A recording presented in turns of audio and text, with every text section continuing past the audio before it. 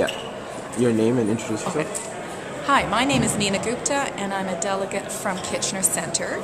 I just finished participating in the seminar on opening doors with China, India and the world. It was very interesting. What does it mean to the future of Ontario? Well, there's some startling statistics. China and India are now graduating more engineers in a year than we graduate in 4 to 10 years or a decade. And our competition with China and India will not be about cheap labor goods, but rather competing with them with respect to value-added matters, engineering, architecture, software, and research and development.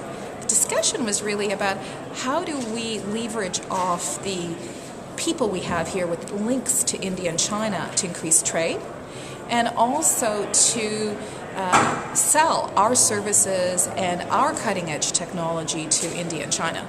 And so how do you think we should respond to this challenge in about 1 minute? Well, one of the points that came up is that we have to compete at the education level. We have a huge institutional advantage, great universities that are recognized. But we are not focusing on China and India. And one of the speakers, Paul Evans, pointed out that Australia has just invested $85 million in a China Institute, and we're not doing that. So the speakers talked about increasing our investment in China and India by 10 times, and also trying to create a national strategy as opposed to, let's say, the University of Waterloo or the University of BC trying to do things on their own, creating almost a Maple Leaf brand strategy to ensure that people in India and China know that we are one of the best in the educational field.